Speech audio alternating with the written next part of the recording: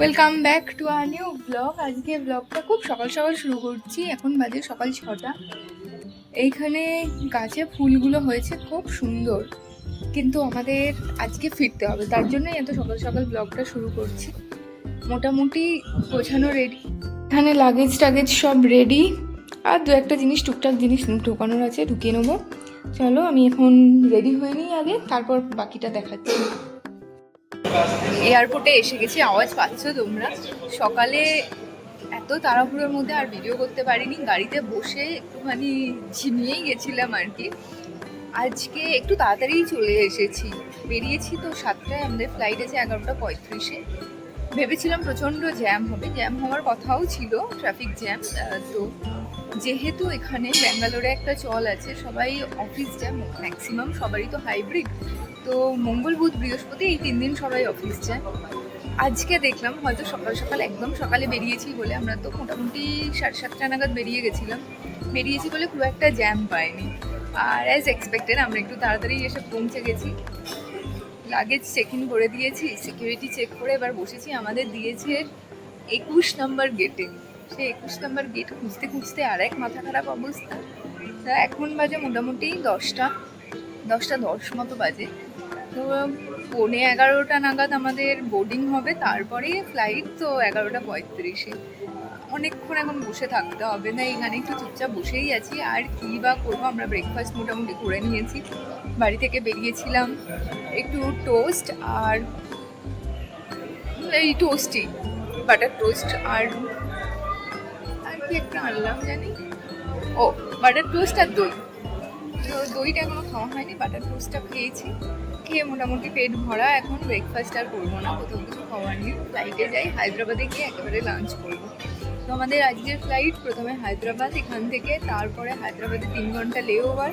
3 ঘন্টা লে ওভারের পর তারপরে আছে দুর্গাপুর, কলকাতা পাইনি, দুর্গাপুর। তো এই করেই আর কি যেতে হবে আজকে সারাদিনের ফ্লাইট। চলো তোমরাও সঙ্গে থাকো, ফ্লাইটে উঠি তারপর আবার কথা বলছি। আর হায়দ্রাবাদে গিয়ে এয়ারপোর্টটা দেখাবো। ব্যাঙ্গালোর এয়ারপোর্টটা অনেকবার দেখেই নিয়েছো তোমরা, সেরকম কিছু নেই। টার্মিনাল 1-এ আছি, টার্মিনাল 2 বেশ সুন্দর, সেরকম যদি কোনোদিন টার্মিনাল 2 থেকে পাই তাহলে দেখাবো।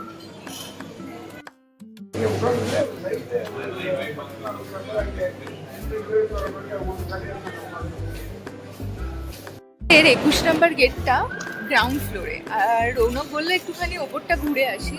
চল তাহলে একটু ওপরটা ঘুরে আসি, আমাদের বেশ খানিকটা টাইম আছে। আর একটুখানি ব্যাঙ্গালোর এয়ারপোর্টটাও টুকটাক দেখিয়ে দিই, যদিও টার্মিনাল 1 খুব একটা ভালো না, মোটামুটি এয়ারপোর্ট, কিন্তু চলো একটু দেখিয়ে দিই।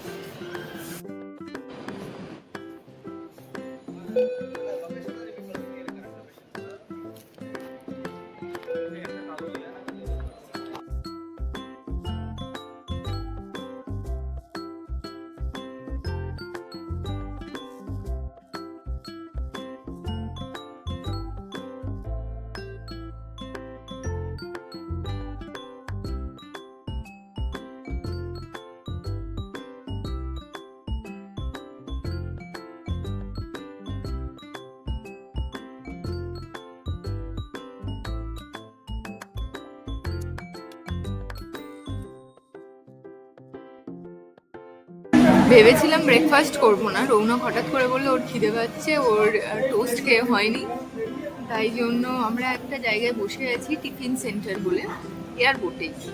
একটু বেশ সবাই দেখলাম খাওয়া দাওয়া করছে, তাই জন্য এখানে বসেছি। বসে নিয়েছি ঘি পরে উত্থাপম, একটাই নেওয়া হয়েছে, আর কিছু নিইনি। এবার ফ্লাইটে উঠে একটু কফি খাবো, ব্যাস, আর কিছু লাগবে না। আমার খুব একটা খিদে পায়নি, রৌনকের থেকে হয়তো 1-2 চামচ নেবো একটু, বাকিটা ও খেয়ে নেবে, ওরও খাওয়া হয়ে যাবে তারপর ফ্লাইটে উঠে। আর হায়দ্রাবাদে আমরা তো ভেবেই রেখেছি আমরা যাব লাউঞ্জে, আর তারপরেও আমাদের হায়দ্রাবাদ ফ্লাইটে একটা স্যান্ডউইচ দেওয়া আছে। তো সব কিছু মিলিয়ে মিশিয়ে আমার মনে হয় না আজকে আর খুব একটা খিদের অসুবিধা হবে, খাওয়া দাওয়ার অসুবিধা হবে। আপাতত এটাকে শেষ করি, এখন বেজে গেছে 10:30। আমরা একটু টেনশনেই আছি কখন দেবে আর কখন খাবো। আমাদের 10:50 নাগাদ বোর্ডিং শুরু হবে, তো আমাদের মোটামুটি 11টার মধ্যে ওখানে পৌঁছাতেই হবে। তো যদি তার মধ্যে হয়ে যায় খুব ভালো। আমি প্যাক করতে বলেছিলাম, কিন্তু এখানে প্যাকের অপশন নেই, এখানে বসেই খেতে হবে। যাকে দেখা যাক কখন যায় তারপর।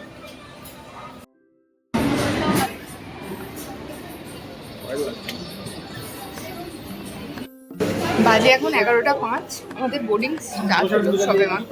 লাইনে দাঁড়িয়ে আছি এখন। ওই যারা হুইল চেয়ার আছে বা পেশেন্ট আছে তাদের জন্য একটু আগে আগে হয়েছে, তারপরে আমাদের যেহেতু জোন 3 আমাদের একদম সামনেই সিট আছে, তো একটু দেরিতেই ঢুকবো আর কি।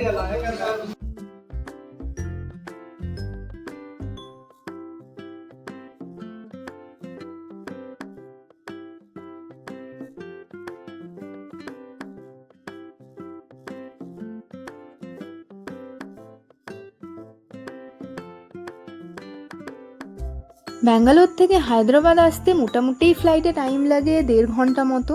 তো দেখতে দেখতেই টাইম চলে যায় আর কি। আমরা পৌঁছে গেছি হায়দ্রাবাদ এয়ারপোর্টে। হায়দ্রাবাদ এয়ারপোর্টের নাম হচ্ছে রাজীব গান্ধী ইন্টারন্যাশনাল এয়ারপোর্ট। এখানে খানিকক্ষণ আমাদের এখন আছে ওয়েটিং টাইম, 3 ঘন্টা মতো লেওভার। তারপরে আমরা আবার পরের ফ্লাইট ধরবো দুর্গাপুরের জন্য। এই সুন্দর না গুলো, গেট গুলো আছে আর ওপরটা এইরকম।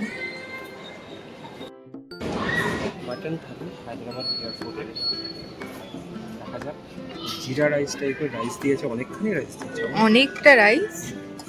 আর আমরা বসে আছি একটা রেস্টুরেন্টের নাম হচ্ছে মেড ইন পাঞ্জাব। এটা লেখা made in Punjab. Raunak mutton biryani চেয়েছিল কিন্তু পায়নি, তাই ও মাটন আর ভাত খাচ্ছে। কেন জানি না কেমন টেস্ট হবে, কি হবে। জিরা রাইসের মতো মিষ্টি নেই।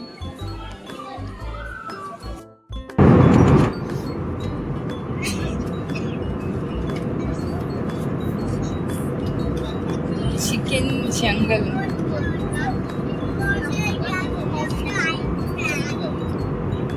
আর এখানে রৌনক কি করছে, লোক দেখানো করছে না সত্যি করছে ভগবান জানে। কমিক্স হচ্ছে টিনটিন।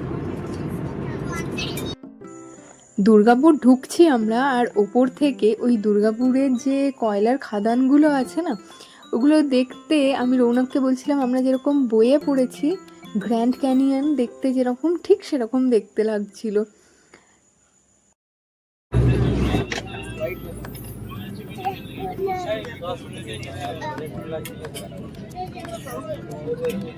এই প্রথমবার আমরা ফ্লাইটের ডান দিক দিয়ে নামলাম।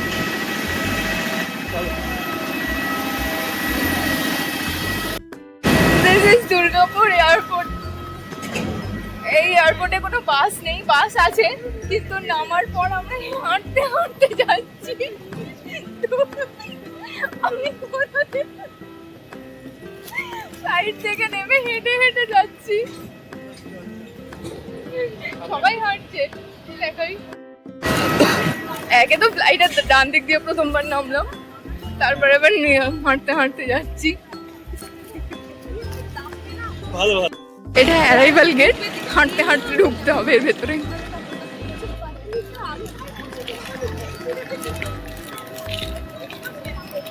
দুর্গাপুর এয়ারপোর্টটা এতটাই ছোট, এই যে সবাই পেছনে হাঁটতে হাঁটতে আসছে, এটা এতটাই ছোট। এখানে দুটোই মাত্র গেট আছে, তার জন্য দুটোই বেল্ট আছে।